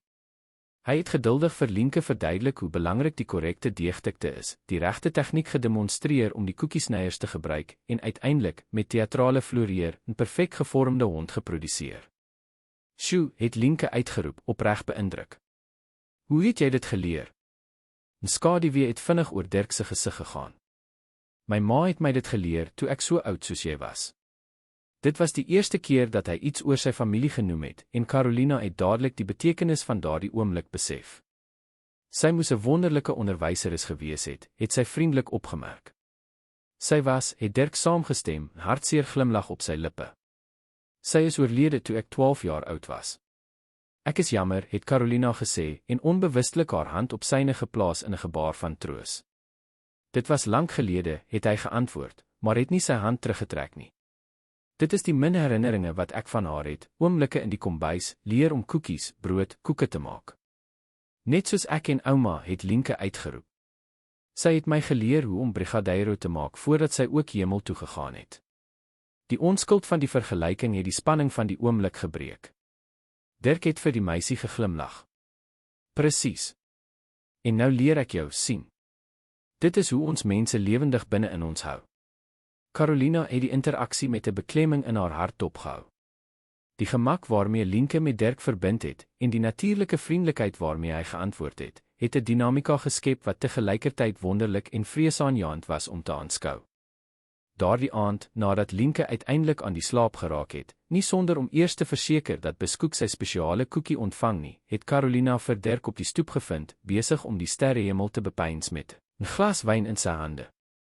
"Mag ek by jou aansluit?" het sy gevra en na die stoel langs syne gewys. "Natuurlik," het hy geantwoord en 'n glas vir haar ingeskink. "Ek het eintlik aan jou gedink." "Aan my? Hoekom?" Dirk het 'n sluk wyn geneem voordat hy geantwoord het. "Ek het gedink aan hoe jy alles kan balanseer en enkel maar wees, in plaas in krisisbestuur, die verlies van jou man hanteer, en tog hierdie innerlike krag behou wat inspirerend is." Carolina was nie voorbereid op so 'n direkte kompliment nie, en het haar gesig voel warm word. "Ek het eintlik geen keuse nie. Lienke is van my afhanklik. Of jy 'n keuse het of nie, verminder nie die bewondering wat ek vir jou veerkragtigheid voel nie," het Dirk aangedring. Toe, na 'n kort huiwering, het hy bygevoeg, "My eksvrou het altyd gesê dat ek beheer-obsessief was, dat ek nie kon aanpas wanneer dinge nie presies verloop het soos beplan nie. Ek dink sy was reg." "Was die egskeiding moeilik?" het Carolina saggies gevra en die seldsame openheid herken. "Dit was verwoestend, eintlik," het hy erken en na die donker vloeistof in sy glas gekyk asof hy die regte woorde daar kon vind. "Amanda en ek het mekaar by die universiteit ontmoet. Sy het argitektuur gestudeer, ek administrasie. Ons het groot drome gehad, sy sou revolusionêre huise ontwerp. Ek sou die modernste landbouryk in die land skep. Hy het 'n pouse geneem, verlore in die herinneringe. In die eerste jare het dit gewerk. Sy het hierdie huis ontwerp, weet jy. Elke detail is deur haar bedink. Maar toe het dinge begin verander. Ek het meer op werk gefokus, sy wou kinders hê, lewe buite die plaas. Die argumente het meer gereeld geword, bitterder. Carolina het aandagtig geluister en die pyn in sy woorde herken, selfs na soveel jare. Jy was nie koud nie, het Carolina opgemerk. Jy was prakties, op soek na oplossings. Presies, het Dirk uitgeroep, duidelik geraak dat sy verstaan het. Maar sy het dit geïnterpreteer as 'n gebrek aan emosie, asof ek nie haar pyn gedeel het nie. Die waarheid is dat ek net soveel soos sy gelei het, ek het dit net anders verwerk. En toe het sy vertrek, het Carolina saggies afgesluit. Ja. Vir 'n rukkie het ons terapie probeer, maar die wonde was reeds te diep. Sy het teruggegaan na Johannesburg, haar argitekloopbaan hervat, en sover ek weet, is sy nou baie suksesvol. Ek is jammer, Dirk. Hy het sy skouers opgetrek en probeer om onverskillig te lyk, maar Carolina kon sien dat die letsels nog daar was. Die egskeiding het my verander in die karikatuurweergawe wat almal in die streek ken, die teruggetrokke boer, beheer obsessief met tegnologie, wat die geselskap van masjiene bo die van mense verkies. Totdat 'n 7-jarige meisie by jou hek verskyn het Carolina met 'n klein glimlag bygevoeg. Totdat 'n 7-jarige meisie by my hek verskyn het hy saamgestem en die glimlag teruggestuur. En alles onderstebo gekeer het op die beste moontlike manier. Hulle het vir 'n paar oomblikke in stilte gebly en die gedeelde vertroue, die groeiende intimiteit tussen hulle opgeneem. Carolina het Dirk uiteindelik begin en hom gedraai om haar direk aan te kyk. Ek moet eerlik wees oor iets. Sy het haar hart voel versnel en verwag wat sou volg.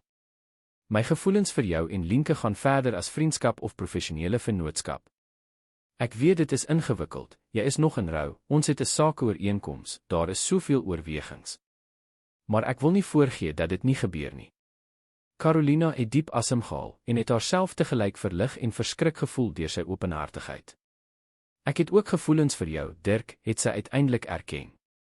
Maar jy is reg, dit is ingewikkeld. Gustav is net 8 maande gelede oorlede. Soms, wanneer ek myself aan jou dink, voel ek asof ek sy nagedagtenis verraai. Ek verstaan, het hy vriendelik gesê. Ek vra niks of stel geen verwagtinge nie. Ek wou net hê jy moet weet. Dankie daarvoor, het sy geantwoord. Om nie te druk nie, om te verstaan. Dit is een van die dinge wat ek die meeste in jou bewonder, hierdie vermoë om ander se ruimte en tyd te respekteer. Op die harde manier geleer, het hy met 'n halwe glimlag opgemerk. Maar dit was die moeite werd as dit my hierheen gebring het, tot hierdie oomblik met jou. Die blik wat hulle uitgeruil het, was vol onvervulde moontlikhede van 'n toekoms wat albei kon sien, maar wat hulle nog nie heeltemal gereed was om te bereik nie. En wat van Lienke, het Carolina gevra en een van haar grootste bekommernisse uitgespreek. Sy is reeds so geheg aan jou. As ons iets begin en dit werk nie uit nie. Dit is 'n werklike risiko, het Dirk ernstig saamgestem. Maar ek dink ons het reeds die punt verbygesteek waar dit moontlik sou wees om haar emosioneel ver te hou. Sy is reeds in my hart, Carolina. Net soos jy. Die opregtheid van daardie verklaring het haar vir 'n oomblik sprakeloos gelaat. Ons kan stadig gaan, het hy voorgestel en haar huiwering opgemerk. Eendag op 'n slag. Sonder verwagtinge of druk. Net moontlikhede. Carolina het geknik en 'n onverklaarbare gewig van haar skouers voel val, die gewig om te ontken wat tussen hulle gegroei het. Eendag op 'n slag, het sy uiteindelik saamgestem. En altyd Lienke eerste stel. Altyd, het Dirk beloof. Toe hulle daardie aand afskeid neem, was daar geen soene of groot romantiese gebare nie. Net die kort aanraking van hande, 'n gedeelde blik wat meer as woorde gesê het, en die stilswynde sekerheid dat iets fundamenteels tussen hulle verander het. Gelê in haar bed, het Carolina na die foto van Gustav gekyk wat sy op haar nagtafeltjie gehou het. Die beeld van haar man wat glimlag, met 'n klein Lienke in sy arms, het gewoonlik 'n golf van pyn en verlange gebring wat haar asem weggeneem het. Daardie aand was daar egter iets anders, sy glimlag het byna begripvol gelyk. Wat sou jy van dit alles dink, Gustav, het sy vir die foto gefluister. Jy wat my altyd gesê het om aan te beweeg, om bo alles gelukkig te wees. Daar was natuurlijk geen antwoord nie. Net die sagte stilte van die nag en die verre geluid van krieke in die tuin. Maar op een of ander manier het Carolina 'n vredegevoel wat sy lanklaas ervaar het, asof 'n las van skuld wat sy stil weggedraai het, begin verdwyn het.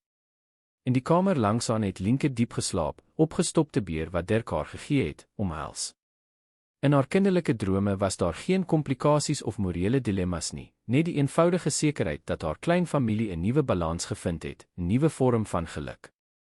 En aan die ander kant van die gang het Dirk ook wakker gebly, die gesprek herleef, elke woord, elke uitdrukking ontleed.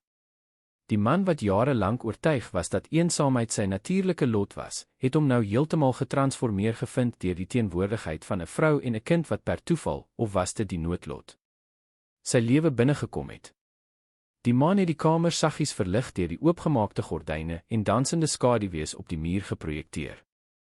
Dirk het hulle dopgehou en gedink aan hoe die lewe so was, 'n konstante spel van lig en skaduwee, van ontmoetings en verliese, van eindes wat 'n nuwe begin verander het wanneer dit die minste verwag is. Vir die eerste keer in jare het hy met 'n glimlag op sy gesig en 'n hart vol hoop aan die slaap geraak.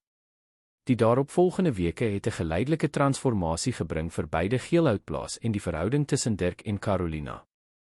Met die hulpbronne wat nou beskikbaar was, het die eiendom begin herleef. Nuwe saailinge is in die gedegradeerde gebiede geplant, die besproeiingsstelsel is heeltemal opgeknap en die navorsingslaboratorium het weer voluit gewerk. Carolina het haar tyd tussen die twee plase verdeel en elke aspek van Geelhoutplaas se herstel persoonlik toesig gehou, terwyl sy geleidelik haar volhoubare bestuursbeginsels in geselekteerde sektore van Horisonne geïmplementeer het. Tot haar tevredenheid was die eerste resultate reeds sigbaar, laer voorkoms van pla, beter voegretensie in die grond, kragtiger groei van die plantasies. Die produktiwiteitsdata is indrukwekkend, het Dirk opgemerk, terwyl hy die nuutste verslae in die laboratorium wat hulle nou gedeel het, ontleed het. 32% bo die gemiddelde van tradisionele verbouing, met 'n vermindering van byna 60% in die gebruik van chemiese plaagdoders. Carolina het geglimlag tevrede. En dit is net die begin. Wanneer die stelsel volle volwassenheid oor 2 of 3 jaar bereik, sal die resultate nog meer beduidend wees. Dirk het haar met bewondering dopgehou wat hy nie probeer wegsteek het nie. In die afgelope maande het Carolina geblom, nie net as metgesel en ma nie, maar as wetenskaplike en administrateur. Onder haar leiding het die navorsingsspan gegroei, met jong landboukunde studente van die Universiteit van Pretoria wat nou op die plase stage geloop het, en prakties die volhoubare landboutegnieke geleer het wat sy en Gustaf pionierswerk mee gedoen het. Ek het vandag nog 'n oproep van die Liner gekry, het Dirk opgemerk en die verslae weggesit. Hulle dring daarop aan dat ons die projek volgende maand by die nasionale konferensie aanbied. Ek weet nie of ons gereed is nie, het Carolina gehuiwer. Ons het nog net voorlopige data van 'n volledige oes. Wetenskaplik gesproke sou ons ten minste nog 1 siklus vir bevestiging benodig. Maar jy sê altyd dat in volhoubare landbou die proses net so belangrik is as die finale resultate, het Dirk aangevoer. Om die metodologie nou te deel, sal ander produsente toelaat om hul eie eksperimente vinniger te begin. Carolina het geglimlag en haar eie woorde herken. Gebruik jy my argumente teen my? Leer by jou, het hy gekorrigeer en nader gekom vir 'n kort soen. Soos ek elke dag gedoen het sedert ons mekaar ontmoet het. Die oomblik is onderbreek deur die rasserige aankoms van Lienke, wat die laboratorium ingehardloop het, beskoek aan haar hakke. Mamma. Dirk. Kom kyk. Oom Thys het die boomhuis klaargemaak. Dit is die wonderlikste ding in die wêreld. 3 weke gelede, as 'n vroeë verjaardaggeskenk vir Lienke, het Dirk begin om 'n boomhuis te bou in die enorme geelhoutboom wat presies op die grens tussen die twee plase gestaan het. 'n Simbool van die vereniging van die eiendomme en die lewens wat nou ineengestrengel was. Die projek, aanvanklik beskeie, het gegroei met die bydrae van oom Thys, wat onverwagte talent vir timmerwerk geopenbaar het. Is dit reeds klaar?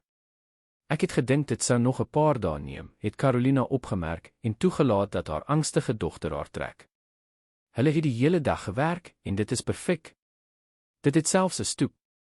Dirk het gevolg en vermaakte blikke met Carolina uitgeruil oor die meisie se entoesiasme. Die verandering in Lienke in die afgelope maande was opvallend. Die skaduwee van hartseer wat haar blik soms in die eerste maande na die verlies van haar pa vertroebel het heeltemal verdwyn, vervang deur 'n lewendige en selfversekerde vreugde.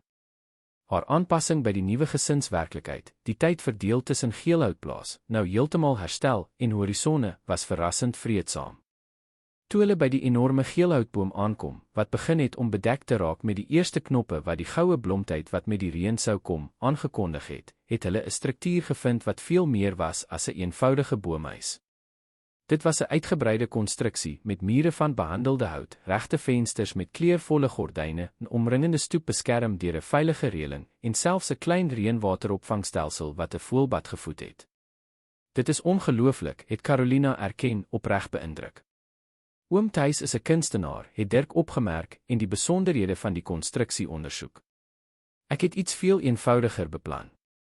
Hy het gesê hy het al 'n soortgelyke een vir sy seun gemaak toe hy klein was, het Lienke verduidelik, en die touleer met die behendigheid van iemand wat gebore is om te verken, geklim. Kom kyk binne. Die binnekant was ewe bekoorlik, 'n knusruimte met 'n klein bankie, rakke vir boeke en speelgoed, en selfs 'n klein tafeltjie vir studies of tekeninge. Op die mure het Tannie Betsy 'n muurskildery van bosvelddiere geverf, wolwe, ertvarke, toekane en aras, wat 'n magiese omgewing geskep het wat uit 'n storieboek gelyk het. My eie klein huisie, het Lienke tevrede gesig, en in die middel van die vertrek gaan sit soos 'n klein koningin in haar kasteel. Half in Geelhoutplaas, half in Horisonne, net soos ons familie. Die opmerking gemaak met die direkte eenvoud van kinders, het Carolina en Dirk met onverwagte krag getref. Inderdaad, hulle het 'n familie gevorm, onkonvensioneel, miskien gebou op herinneringe en nuwe begin, maar onteensiglike familie. Daardie aand, nadat Lienke uiteindelik aan die slaap geraak het, nie sonder om eers beloftes te ontlok dat sy die volgende dag 'n piknik in die boomhuis kon hou nie, het Dirk vir Carolina genooi vir 'n wandeling onder die sterrehemel. Hulle het hand aan hand deur die tuine van Horisonne geloop en uiteindelik by die klein kunsmatige dam gekom wat Dirk jare tevore laat bou het. Die volmaan het in die rustige water gereflekteer, wat 'n byna magiese atmosfeer geskep het. Hulle het op 'n bankie naby die oewer gesit en die nag geniet. Ek het die afgelope tyd baie gedink, het Dirk begin, effens 'n senuweeagtigheid merkbaar in sy gewoonlik selfversekerde stem. Oor die toekoms. Carolina het haar hart voel versnel. In die afgelope maande het hul verhouding verdiep op maniere wat sy nie moontlik geag het nie. Die verbinding tussen hulle het verder gegaan as romanse of professionele vennootskap. Dit was 'n wederwysige begrip, 'n respek wat die grondslag gevorm het van iets werklik spesiaal. Ek ook, het sy saggies erken. Toe jy en Lienke in my lewe verskyn het, was ek 'n ander man, het hy voortgegaan en na die dam gekyk. Ek het geglo dat my lot eensaamheid was, dat verhoudings net teleurstelling sou bring. Ek het mure so hoog om my gebou dat ek nie meer besef het dat ek daarin vasgevang was nie. Hy het omgedraai om haar aan te kyk, sy oë wat die maanlig weerkaats het. Julle het alles verander. Nie net my daaglikse lewe nie, maar my wêreldbeskouing, my begrip van wat werklik saak maak. Carolina het geglimlag en haar gesig saggies aangeraak. Jy het ook ons lewens verander, Dirk. Toe Gustaf oorlede is, het ek gedink dat ons toekoms net oor oorlewing sou gaan, 'n konstante stryd teen skuld, teen moeilikhede. Jy het ons meer as finansiële sekuriteit gegee. Jy het ons weer hoop gegee. Dirk het haar hande tussen syne geneem, sy gesig skielik ernstig. Carolina, ek weet dit is nog vroeg. Dat ons dalk langer moes wag. Maar die waarheid is dat ek voel asof ek my hele lewe lank vir jou gewag het, selfs sonder om dit te weet. Tot haar verbasing het hy van die bank afgegly en voor haar gekniel. Ek wil nie druk of iets oorhaastig doen nie. Ons kan wag so lank as wat nodig is. Maar ek wou hê jy moet weet, hy het 'n pouse geneem en diep asem gehaal. Ek wil die res van my lewe saam met jou en met Lienke deurbring. 'n Familie saambou. Oud word aan jou sy en sien hoe ons projekte floreer en sien hoe Lienke groot word. Carolina het trane voel vorm, die emosie byna oorweldigend. Vra jy my om te trou, het sy met 'n beweerige stem gevra. Ek vra veel meer as dit, het hy met 'n glimlag geantwoord. Ek vra om saam 'n toekoms te bou, teen die tempo wat vir julle gemaklik is. As jy jare wil wag voordat ons iets amptelik maak, sal ek wag. Wat belangrik is dat jy weet dat my hart reeds sy keuse gemaak het. Carolina kon nou nie die trane terughou nie.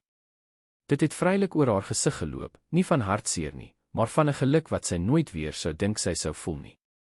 Dirk Steen het sy uiteindelik gesê, vir 'n man wat so beplan, het jy slegte tydsberekening. Hy het haar verward aangekyk, onseker hoe om daardie antwoord te interpreteer. Wat bedoel jy? Met 'n enigmatiese glimlag het Carolina haar hand in die klein handsak wat sy by haar gehad het, gesteek en 'n koevert uitgehaal. Ek sou jou môre op jou verjaardag vertel het.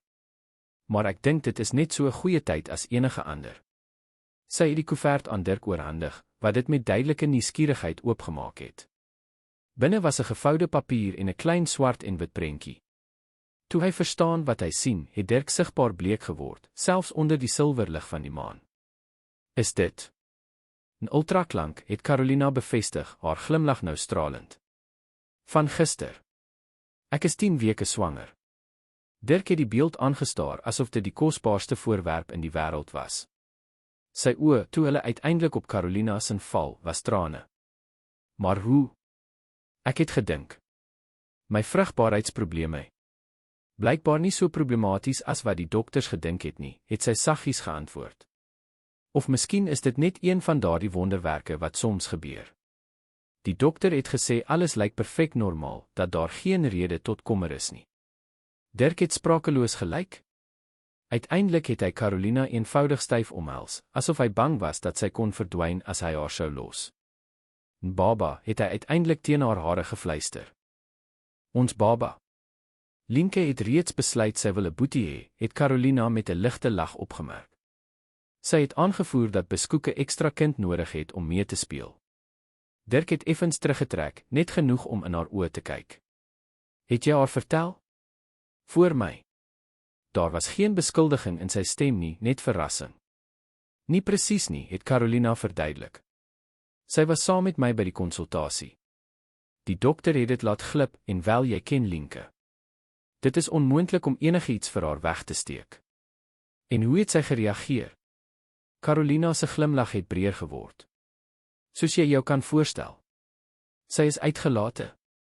Sy beplan reeds om die baba alles oor plante en diere te leer en verduidelik vir Beskoek dat hy addisionele verantwoordelikhede as amptelike waghond sal hê. Dirk het gelag, die geluk wat in elke gebaar oorloop. Dis gegeewe hierdie onverwagse ontwikkeling, het hy gesê en sy vorige versoek hervat, wat sê jy? Wil jy amptelik saam 'n lewe bou? As 'n familie?